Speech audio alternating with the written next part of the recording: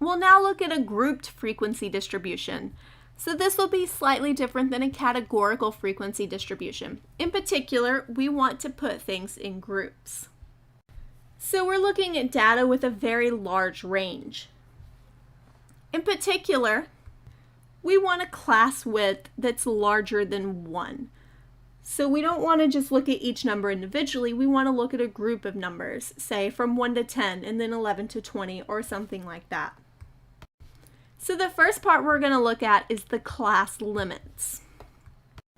This is usually how we refer to a class, is by its class limit. It's the largest and smallest data values included in the class.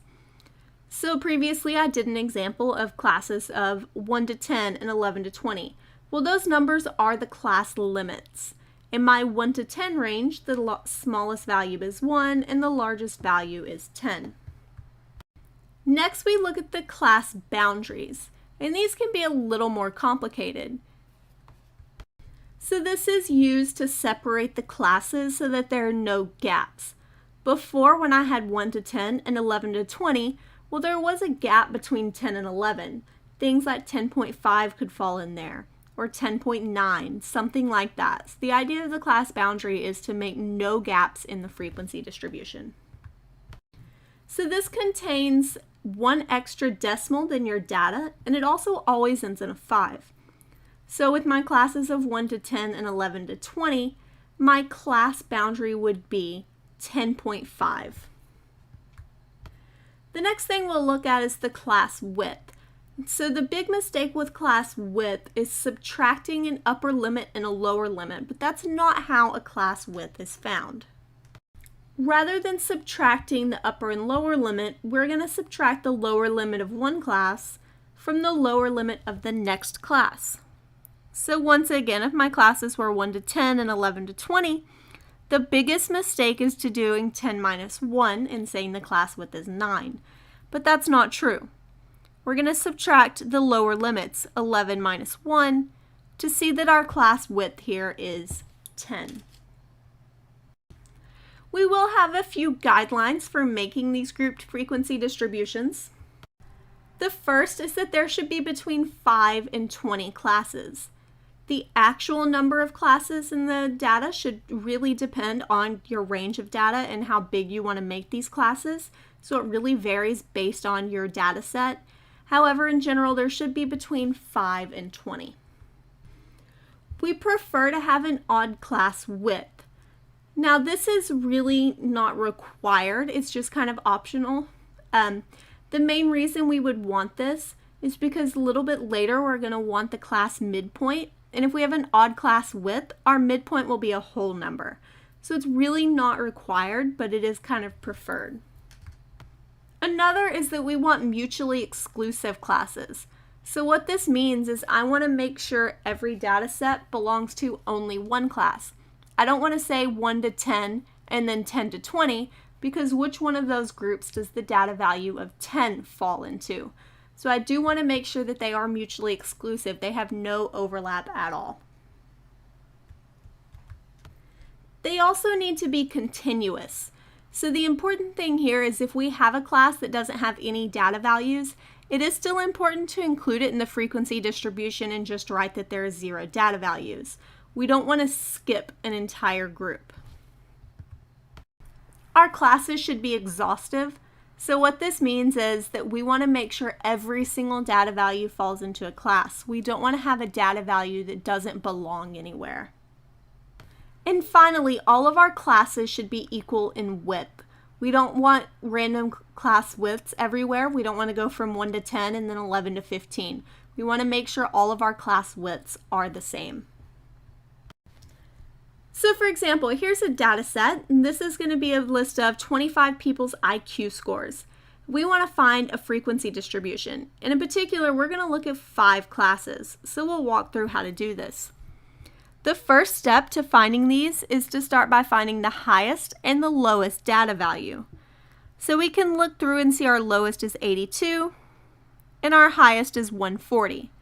So the first step is to subtract these numbers. 140 minus 82 gives me 58. So that's the total range of data values.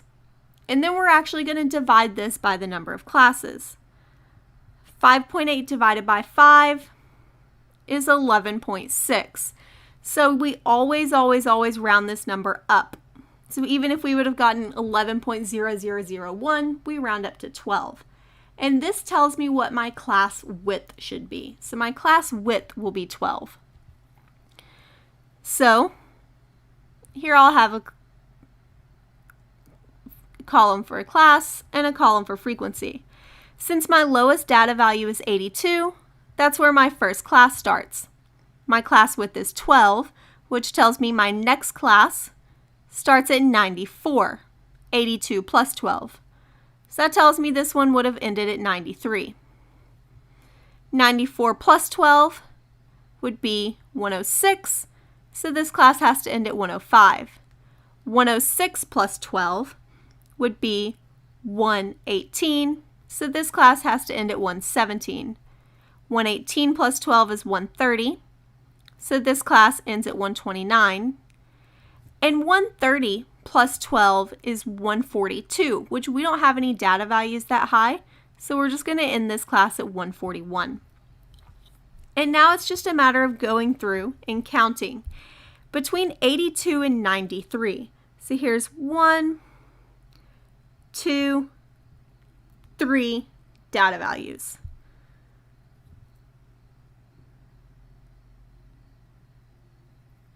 So this is a 3. Between 94 and 105, we would have 1, 2, 3 data values. Oh, we did miss one here with an 86. That should have been 4. Between 106 and 117, I have 1, 2, 3, 4, 5, 6, 7, 8, 9, 10. Between 118 and 129, I have 1, 2, 3, 4. And then finally, between 130 and 141, we have 1, 2, 3, 4. So here is our frequency distribution. We can also define what's called cumulative frequency. Cumulative frequency just shows us data values less than or equal to a specific value. So it counts all of the data values less than or equal to this value. And we usually see cumulative frequency as an extra column in our frequency distributions. So for example, here's the frequency distribution that we had found in the previous example. I did add the class boundaries here. Between 93 and 94 would be 93.5. Between 105 and 106 is 105.5, etc. So we do have our class boundaries here where we're basically looking at halfway between the two numbers. So for my cumulative frequency, the cumulative frequency of the first class is just that number. For the second one, I have 4 plus 3 is 7. For the third one, 4 plus 3 plus 10 is 17.